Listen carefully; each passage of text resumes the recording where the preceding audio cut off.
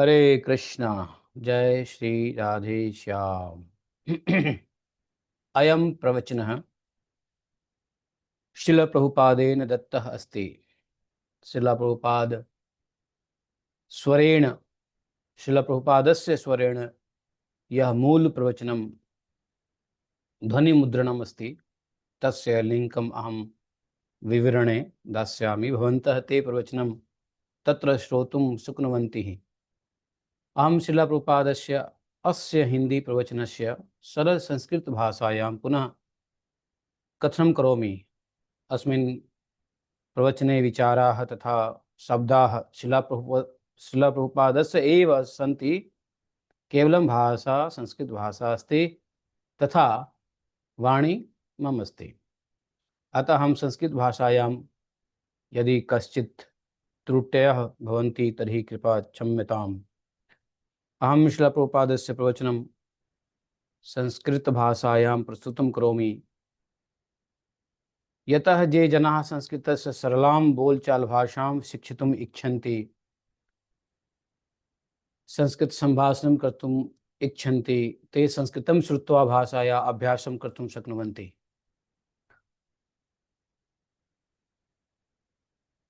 विशेषतः वैष्णवानां तथा इस्कॉन भक्तानां कृते अपि अयम् एकः सुन्दरः अवसरः अस्ति।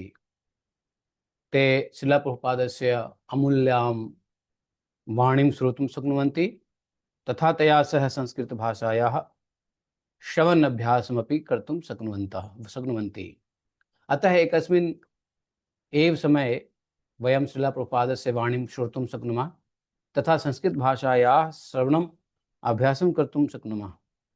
तर्हि आगच्छन्तु, अधुना वयं श्री प्रभुपादस्य अस्य हिंदी प्रवचनस्य सरल संस्कृतरूपेण आरम्भं कुर्मः।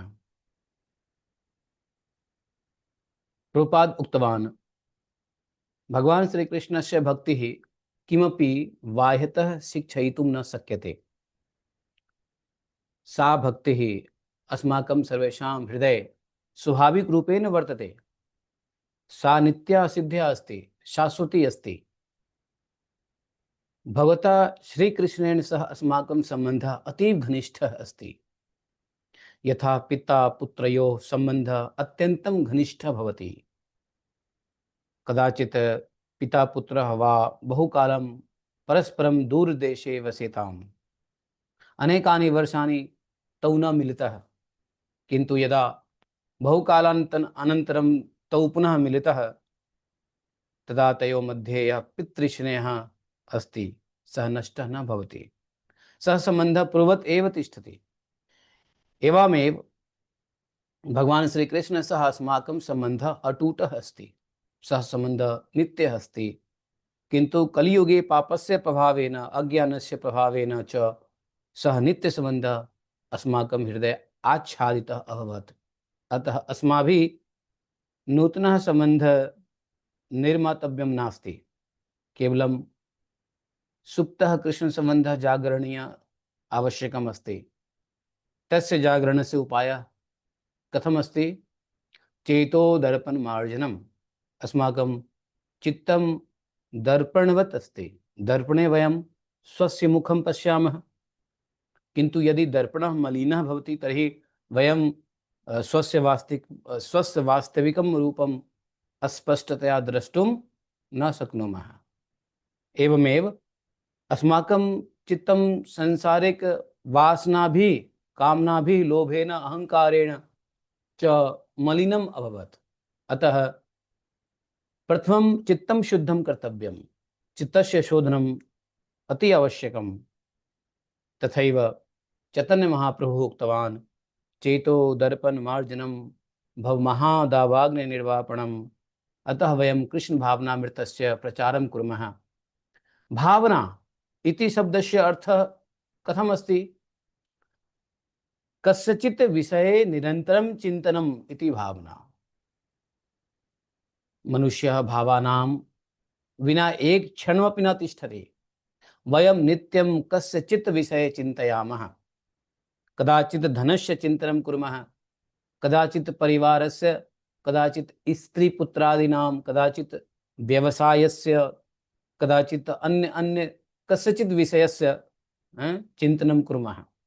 अतः भावना अस्माकं जीवने सर्वदा अस्ति, केवलं तस्याः भावनायाः विषयः शुद्धः करणीयः।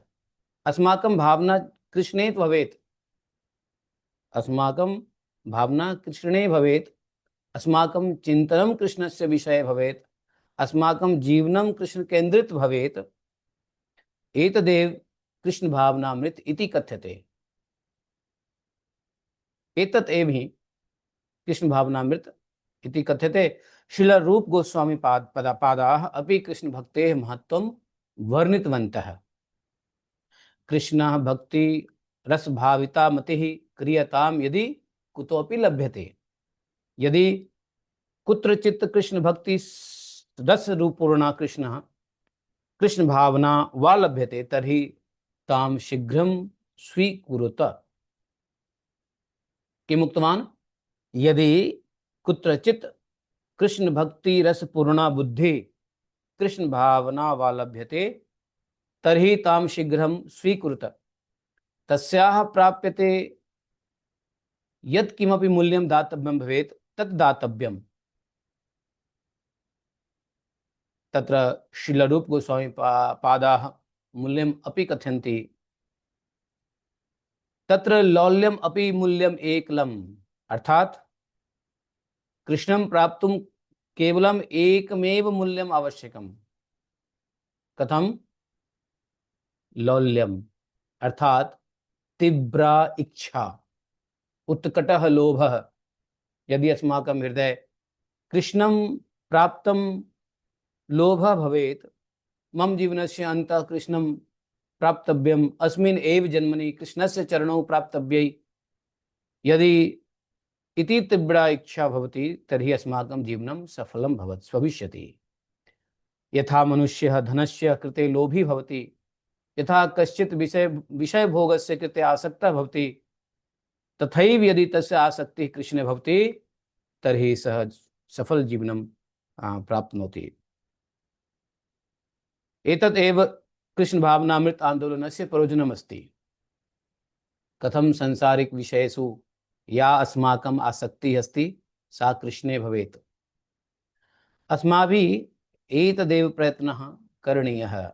भगवान् श्रीकृष्णः भगवद्गीतायां स्वयं कथयति, मय्यासक्तमनः पार्थ योगं युज्यन् मदाश्रयः असंशयं समग्रं मां यथा ज्ञास्यसि तत् शृणु।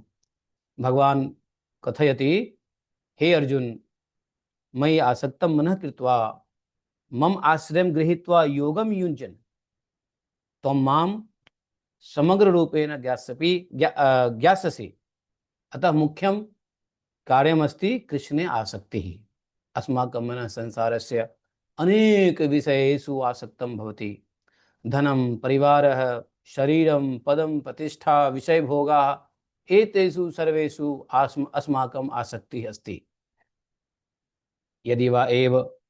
यदि सा एव आसक्तिः कृष्णे भवेत् तर्हि जीवनस्य परमं प्रयोजनं सिद्धिं भवति। कथं कृष्णस्य चरणयोः आसक्तिः भवेत्? तस्य नाम भक्तियोगः। भक्तियोगः कथं करणीयः? प्रहलाद महाराज पूर्वकाले एव अस्य सरलः उपायः उक्तवान्। कथं? श्रवणं कीर्तनं विष्णोः, स्मरणं पादसेवनम्, अर्चनं वन्दनं दास्यं, साक्ष्य आत्मनिवेदनम्। भगवतः विष्णोः नवधा भक्ति अस्ति। एकं श्रवणं, भगवान विष्णुः श्रीकृष्णस्य नाम रूप गुण लीला आदीनां श्रवणं। कीर्तनं, भगवान नाम्नः कीर्तनं। स्मरणं, भगवानः स्मरणं। पादसेवनं, भगवानः चरणयोः सेवा। अर्चनं, भगवानः पूजा वन्दनं, भगवानं प्रति प्रणामः प्रार्थना च इति। दास्यं, भगवानः दास भावेन सेवा। सख्यं, भगवान प्रति मित्रभावः।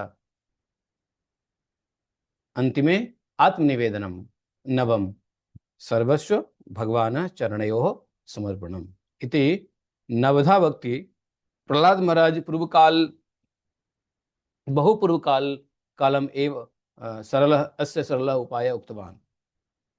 एतेषु श्रवणं विशेष रूपेण महत्वपूर्णम् अस्ति। भगवानस्य श्रवणं करणीयम्। भगवान श्री कृष्णस्य कथा श्रवणीयाः। श्रीमद्भागवतं श्रवणीयम्। शास्त्रे कथ्यते अतः श्री कृष्णं नामादि न भवेत् ग्राह्यम् इंद्रैः सेवोन्मुखे हि जिह्वादौ स्वमेव अस्फुरत्यदः। अतः अस्माभिः कृष्णस्य नाम श्रवणं कीर्तनं च करणीयम्। हरे कृष्ण कृष्ण कृष्ण हरे हरे, हरे राम राम राम हरे हरे। केवलं श्रवणेनपि चित्तं शुद्धं भवितुम् अर्हति। यथा महाराज परीक्षित महाराजस्य मृत्युपूर्वं केवलं 7 दिनानि अवशिष्टानि आसन्। सः श्री सुखदेव गोस्वामिनः मुखात् श्रीमद्भागवतं केवलं श्रुतवान्। अतः परीक्षित महाराजस्य साधना आसीत् श्रवण। शास्त्र कथ्यते विष्णोः श्रवणे परीक्षितः। महाराज परीक्षित श्रीमद्भागवतं श्रुतवान्। सुखदेव गोस्वामी तु भागवतस्य कीर्तनं कृतवान्। अतः भक्तेः प्रत्येक अङ्गः स्वतन्त्रतया अपि महत्वपूर्ण अस्ति। किन्तु कलियुगस्य प्रभावः अतीव बलवान् अस्ति। अतः भगवत् नामस्य श्रवणं कुर्वम् अपि अस्माकं मनः शान्तं न भवति। नाम श्रवणे मनः न लगति। कीर्तने अपि चित्तं चञ्चलं भवति। किन्तु अस्माभिः निरन्तरं श्रवणं करणीयम्। किंचित कालं मनः न लगति तथापि श्रवणं न त्याज्यः। तस्मात् यतः श्रवणेन एव चित्तस्य शुद्धि भविष्यति। मनः न लगति चिंता मास्तु, तथापि शृण्वन्तु। येन केन प्रकरेण यदि कृष्ण कथा श्रुतवन्तः चित्तस्य शुद्धि भविष्यति, चेतो दर्पण मार्जनं भविष्यति। आरंभे भगवत नामं मधुरं न अनुभूयते। यथा किंचित मनुष्यः पित्त व्याधिना ज्वर रोगेण वा पीडितः भवति, तदा तस्यै मिश्री दीयते। यथा कश्चित् मनुष्यः पित्त व्याधिना ज्वर रोगेण वा पीडितः भवति, तस्मै मिश्री दीयते। मिश्री स्वभावतः अतीव मधुरा अस्ति, किन्तु यदि तस्य जीवा पित्त दोषेण पीडिता अस्ति तर्हि तस्मै मिश्री अपि तिक्तेव अनुभूयते। मिश्री तिक्ते वा कदापि न, मिश्री मधुरा अस्ति।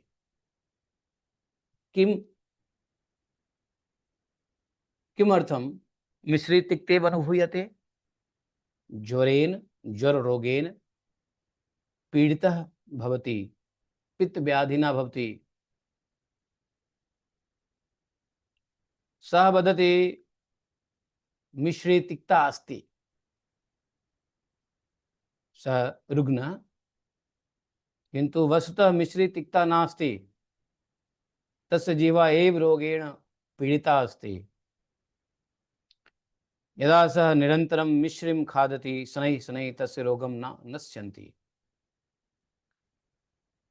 ततः सैव मिश्री तस्मै, ततः स एव मिश्री तस्मै अतीव मधुरा अनुभवति।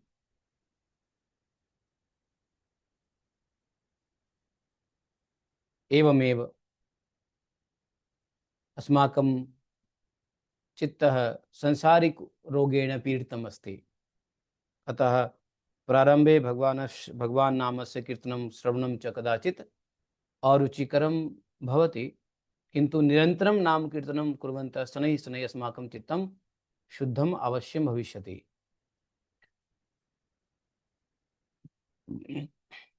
भगवत नाम एव अस्माकं भौतिक रोगस्य औषधम् अस्ति। अस्य रोगस्य निवारणाय अन्यत् प्रभावी साधनं नास्ति। अतः पुनः पुनः कथ्यते हरे नाम हरे नामैव केवलं कलौ नास्तेव नास्तेव नास्तेव गति अन्यथा। अन्तः अस्माभिः किञ्चित् प्रयत्नपूर्वकं मनः भगवत नामे स्थापनीयं मनः न इच्छति, तथापि अस्माभिः नाम जपनीयं, कीर्तनं करणीयं, श्रवणं कर्तनीयम्। एतैव साधना इति कथ्यते। भगवद्गीतायां भगवान् कथ्यति अभ्यास योग युक्तेन चेतसा न अन्यगामिना। मन अतीव चंचलम अस्ति, अतः अभ्यास आवश्यकं। पुनः पुनः मन कृष्णे अवस्थापनीयं। मनः अन्यत्र गच्छति, पुनः कृष्णे स्थापनीयं। मनः अन्यत्र गच्छति, पुनः कृष्णे स्थापनीयम्। एवमेव अभ्यास योगेन मनः शनैः शनैः कृष्णे स्थिरं भविष्यति। एतादेव तपस्या। मनुष्य जीवनं केवल भोजनस्य निद्रायाः मैथुनस्य भयस्य च कृते नास्ति। मनुष्य जीवनं तपस्यायै, आत्मसाक्षात्कारणायै,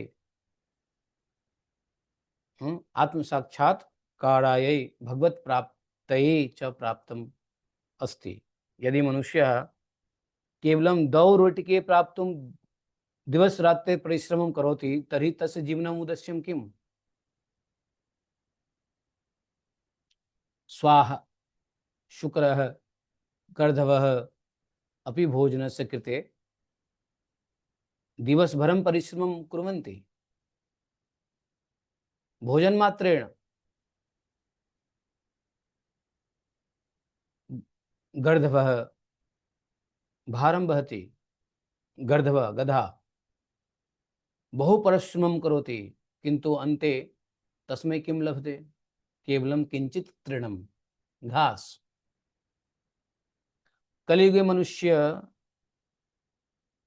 कलियुग मनुष्यस्य अवस्थापि अपि कदाचित् एवं दृश्यते। मनुष्यः द्वयोः रोटिकयोः कृते दिवसभरं परिश्रमं करोति, दिनभर दिवसभरं, किञ्चित् भारं वहति, कश्चित् वाहनं चालयति, कश्चित् कार्यम् अन्विष्यति, कश्चित् धनस्य कृते निरन्तरं धावति। एतत् किं मनुष्य जीवनम् एवं परम प्रयोजनम्? एतत् किं मनुष्य जीवनस्य परम प्रयोजनं वा? न। मनुष्य जीवनस्य वास्तविकं प्रयोजनं कृष्णं प्राप्तुम् अस्ति। अतः अस्माभिः कृष्णे आसक्तिः कर्तव्या। कृष्णस्य नाम श्रवणीयं, कीर्तनं करणीयं, कृष्णस्य कथा श्रवणीयाः, चित्तं शुद्धं करणीयं। यदा चित्तं शुद्धं भविष्यति तदा अस्माकं नित्यः कृष्णसम्बन्धः पुनः जागृतः भविष्यति। एतदेव कृष्ण भावनामृतस्य सारमस्ति। कृष्णे मनः स्थापयन्तु, कृष्णस्य नाम कीर्तनन्तु, कृष्णस्य कथा शृण्वन्तु, कृष्णस्य चरणयोः शरणं गच्छन्तु, तदा अस्माकं मनुष्यजीवनं सफलं भविष्यति। प्रहलाद महाराजस्य पिता हिरण्यकशिपुः महान् असुरः आसीत्। सः प्रहलादं पृष्टवान्, वत्स, त्वया गुरुकुले किं शिक्षितं? किं पठितवन्तः त्वया गुरुकुले? तव मते जीवनस्य श्रेष्ठं ज्ञानं किम्? प्रहलाद महाराज तम् उत्तरं दत्तवान्, तत्साधु मन्ये असुरवर्य देहिनां सदा समुद्विग्न धियाम असद्भात हित्वात् आत्मपदं गृहमान्धकूपं वनं गतो यद्धरिम आश्रयेत यत् यत् हरिम आश्रयेत वनं गतो। प्रहलाद महाराज कथयति, हे पितः, हे असुर श्रेष्ठ, जे मनुष्या असत वस्तूनि आसक्ताः सन्ति तेषां मनः सदा चिंता उद्विग्नं भवति। अस्माभिः यत् भौतिकं शरीरं प्राप्तम् अस्ति तस्य रक्षणाय, तस्य पालनाय, तस्य सुखाय च वयं सर्वदा चिन्तिताः भवामः। अस्माकं सर्वाः चिन्ताः प्रायः शरीर इन्द्रिता भवन्ति, शरीरक इन्द्रिता भवन्ति। इंद्रिया तोष्णम, इंद्रिय तोष्णम। मम शरीरम कथम सुखी भवेत्, मम शरीरम कथम सुरक्षित भवेत्, मम परिवारः कथम सुखी भवेत्, मम धनम कथम वर्धते, एवं नाना प्रकारेण वयं चिन्तयामः। अतः प्रहलाद महाराज कथयति, हित्वात्म पापम गृमांधकूपम एतत् गृहजीवनस्य, एतत् गृहजीवनं कदाचित् अंधकूपं भवति। मनुष्यः तस्मिन् पतित्वा पुनः पुनः तस्मिन् एव फसति।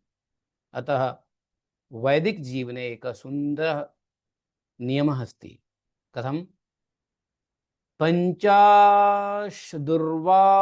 वनं व्रजेत, पंचाशदुर्वं वनं व्रजेत। अर्थात मनुष्यः यदा 50 वर्षाणि अतिक्रामति तदा शनैः शनैः सांसारिक जीवनात् निवृत्तः भूत्वा आध्यात्मिक जीवनं स्वीकुर्यात्। पूर्वकाले जनाः वानप्रस्थाश्रम गच्छन्ति स्म, तेन वनं गत्वा भगवान् श्रीहरिम् आश्रयन्ति स्म। किन्तु अद्य वनं गन्तुं सर्वेषां कृते सरलम् अस्ति वा? न अस्ति, तस्य अभ्यासः अपि नास्ति। अतः यदि वनं गन्तुं न शक्नुवन्ति तर्हि किमपि पवित्रस्थानम् आश्रयन्तु, विशेषतः वृन्दावनम् आगच्छन्तु। वृन्दावनं श्रीकृष्णस्य पवित्रधामम् अस्ति। अत्र वयं भगवतः स्मरणं, श्रवणं, कीर्तनं, सेवा च कर्तुं शक्नुमः। अतः ये जनाः 50 वर्षाणि अतिक्रान्तवन्तः ते यदि शक्नुवन्ति तर्हि वृन्दावने वसेयुः, भगवतः सेवा कुर्युः, भगवत नाम कीर्तनेयुः, श्रीमद्भागवतं पठेयुः, शृणुयुः च। किन्तु केवलं वनं गत्वा किमपि लाभः नास्ति।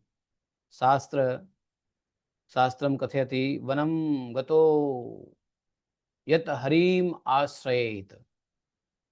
केवलं वनं गन्तव्यं नास्ति, वनं गत्वा हरिम् आश्रयितव्यम्। यदि कोऽपि वनं गच्छति किन्तु हरिना आश्रयति तर्हि तस्य वनं गमनस्य किं प्रयोजनम्? अतः मुख्यं कार्यमस्ति भगवान् श्रीहरि तोष आश्रयितुम्। एषः वैदिक जीवनस्य सिद्धान्तः अस्ति। वैदिक समाज व्यवस्था वर्ण आश्रमे आधारिता अस्ति। 4 वर्णाः सन्ति, ब्राह्मणः, क्षत्रियः, वैश्यः, शूद्रः, 4 आश्रमाः सन्ति। ब्रह्मचर्यं, गृहस्थाश्रमः, वानप्रस्थाश्रमः, सन्यासाश्रमः। समाजस्य व्यवस्थित जीवनाय एते सर्वे आवश्यकाः सन्ति। ब्राह्मणाः समाजस्य मार्गदर्शनं कुर्वन्ति, ते ज्ञानं शिक्षयन्ति, धर्मस्य मार्गं दर्शयन्ति। भगवद्गीतायां ब्राह्मणेषु गुणाः कथिताः सन्ति। शमो दमस्तपः शौचं क्षान्तिरार्जवमेव च, ज्ञानं विज्ञानं वास्तिक्यं कर्म ब्रह्म कर्म स्वभावजनम्। क्षत्रियाः समाजस्य शासनं रक्षणं कुर्वन्ति, वैश्याः कृषि गोपालनं वाणिज्यं च कुर्वन्ति, शूद्राः समाजस्य विविधा सेवा कुर्वन्ति। एवमेव ब्रह्मचारी गुरुकुले विद्यां शिक्षते, गृहस्थ परिवारस्य उत्तरदायित्वं वहति, वानप्रस्थ शनै शनै संसारे जीवनात् निवर्तते, सन्यासी पूर्ण रूपेण भगवान सेवायै जीवनं समर्पयति। एषा वैदिक व्यवस्था अस्ति। यदि समाजे एषा व्यवस्थित जीवन पद्धति न भवति तर्हि समाजे अराजकता जायते। अतः अस्माकं कृष्ण भावनामृत आंदोलनं किमपि नूनं निर्माणं नास्ति। वयं किमपि नूतनं धर्मं निर्मातुं न प्रयत्नं कुर्मः। एतत् कस्यचित् मनुष्यस्य कल्पना अपि नास्ति। एतत् वैज्ञानिकं शास्त्रसम्मतं वैदिक सिद्धांत आधारितं च अस्ति। अतः भवन्तः अस्य कृष्ण भावनामृत आंदोलनस्य तत्त्वं सम्यक् अवगच्छन्तु। एतत् केवलं श्रुत्वा त्यक्तव्यं नास्ति, जीवने आचरितव्यम्। जेन केन प्रकारेण भवतः जीवनं सफलं भवेत् तेन प्रकारेण कृष्ण भावनामृतं स्वजीवने स्वीकरोतु। अंततः अस्माभिः केवलं श्री भगवत नामस्य आश्रयः करणीयः। हरे कृष्ण कृष्ण कृष्ण हरे हरे, हरे राम राम राम हरे हरे। श्री चैतन्य महाप्रभु अस्य भगवत नामस्य महत्वं वर्णन कथयति। चेतो दर्पण मार्जन महादावाग निर्वापनम, श्रेय कैरव चंद्रिका वितरणम, विद्यावधु जीवनम, आनंदामुदिवर्धनम, प्रतिपदम पूर्णामृत स्वादनम, सर्वात्म स्वप्नम प्रणम्यते। श्री कृष्ण संकीर्तनम भगवत नाम कीर्तनेन प्रथमं भवति। चेतो दर्पण मार्जनम, चित्तस्य दर्पणः स्वच्छ भवति। ततः भव महादावाग्नि निर्वापणम, भौतिक जीवनस्य महान दुःखाग्नि शनैः शनैः शान्तः भवति। ततः किम् आनंदामुदिवर्धनम, अस्माकम् आनंदः निरन्तरं वर्धते। और भगवान आनंदमय अस्ति, तो जीवः अपि स्वभावतः आनंदं प्राप्तुम् इच्छति। वेदांत सूत्रे कथ्यते आनंदमयो अभ्यासात्, जीवनस्य वास्तविकः स्वभावः आनंदमयः अस्ति। किन्तु वयं भौतिक विषयेषु आनन्दम् अन्वेष्टुं प्रयत्नं कुर्मः। धनं प्राप्स्यामः आनन्दं भविष्यति, सुन्दरं गृहं प्राप्स्यामः आनन्दं भविष्यति, सुन्दरं शरीरं प्राप्स्यामः आनन्दं भविष्यति, बहुधनं प्राप्स्यामः आनन्दं भविष्यति। किन्तु एतेषु वस्तुषु अस्थायी आनन्दः नास्ति। वास्तविक आनन्दः भौतिक इन्द्रियैः न प्राप्यते। भगवत भक्तौ भगवान श्री कृष्णस्य सेवायां वास्तविकः आनन्दम् अनुभूयति। शास्त्र कथ्यते रमन्ति योगिनो अनन्ते सत्यानन्दे चिदात्मनि, योगिनः अनन्ते भगवान् रमन्ते, ते चित्तस्वरूपे सत्यानन्दे आनन्दं प्राप्नुवन्ति। अतः राम इति नामपि आनन्दस्य द्योतकं भवति। राम अर्थात यस्मिन् योगिनः रमन्ते। भगवान श्री रामचंद्र परब्रह्म अस्ति, भगवान श्री कृष्ण अपि परब्रह्म अस्ति। अर्जुनः भगवद्गीतायां भगवान श्री कृष्णं प्रति कथयति परम ब्रह्म परम धाम पवित्रं परमं भवान्। यदा यदा वयं कीर्तनं कुर्मः हरे कृष्ण कृष्ण कृष्ण हरे हरे, हरे राम राम राम हरे हरे, तदा भगवत नामं केवलं शब्दरूपेण न गृह्यात्, भावेन कीर्तनं करणीयं। भावेन हे राम हे कृष्ण कृपया मम जीवनं स्वीकुरु, अपि मयि कृपा कुरु। एवं भावेन नाम कीर्तनं कुर्वन्तु। शुद्ध नाम कीर्तनेन भगवान स्वमेव अस्माकं हृदय प्रकटितः भवति। नाम कार्य बहुधा निज सर्वशक्ति तत्रापिता नियमितः स्मरणेन कालः। तो भगवत नाम्नि भगवान सर्वाः शक्तयः स्थापिताः सन्ति। अतः नाम कीर्तने कश्चित् विशेषः कालः विशेषस्थानं वा आवश्यक नास्ति। कुत्रापि जपितुं शक्यते, कदापि जपितुं शक्यते, केनापि जपितुं शक्यते। अतः चैतन्य महाप्रभु उपदिशते कीर्तनीयाः सदा हरिः सदा हरिनाम कीर्तनीयम्। कश्चित् वदेत् एषः मनुष्यः पागलः अभवत्, पश्यतु व्यापारं कुर्वन् अपि हरे कृष्ण इति जपति। व्यापारं कुर्वन् अपि हरे कृष्ण इति जपति। अन्य वदेत् एषः किं करोति, सदा भगवत् नाम एव जपति। भक्तः एतादृशानि वचनानि श्रुत्वा दुःखितः न भवेत्। भगवतक्ते कदाचित् बहु सहनं कर्तव्यम्। साधारण जना आलोचनम् अपि सहनं कर्तव्यम्। संसारी जनाः आलोचनं कुर्वन्ति, भगवत भक्ताः तत् आलोचना सहनं करणीयं कर्तव्यं। प्रहलाद महाराजस्य जीवनं पश्यतु। स्वस्य पिता एव तस्य शत्रुः अभवत्। हिरण्यकशिपुः उक्तवान्, मम पुत्रः मम अज्ञानं न शृणोति, मम पुत्रः मम ज्ञानं न शृणोति, सदा विष्णुः नाम जपति, अस्य वधः करणीयः। प्रहलादः एतत् सर्वं सहनं कृतवान्, किन्तु सः भगवत नाम न त्यक्तवान्। अतः श्री चैतन्य महाप्रभु अस्मभ्यं महान उपदेशं दत्तवान्। तृणादपि सुनीचेन तरोडपि सहिष्णुना अमानिमानदेन कीर्तनीया सदा हरिः। तृणादपि सुनीचेन, तृणादपि सम नीचम मन्यते,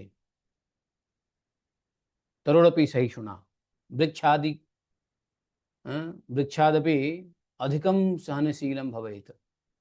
अमानिना स्वस्य कृते सम्मानं न इच्छेत्, मानदेन अन्येभ्यः सम्मानं दद्यात्। एवं यदि वयं भगवत नाम कीर्तयेम तर्हि शनैः शनैः अस्माकं चित्तं शीघ्रं शुद्धं भविष्यति। चित्तं शुद्धं भविष्यति चेत् श्री भगवान श्री कृष्ण अस्माकं हृदये प्रकटितः भविष्यति। ततः अस्माकं जीवनम् आनंदमय भविष्यति। अतः हरे कृष्णा महामंत्र जपन्तु, हरिनामं कीर्तयन्तु, कृष्णस्य शरणं गच्छन्तु, सर्वदा भगवतः स्मरणं कुर्वन्तु। एवमेव अस्माकं मनुष्यजीवनं सफलं भविष्यति। हरे कृष्ण कृष्ण कृष्ण हरे हरे, हरे राम राम राम हरे हरे। धन्यवादाः।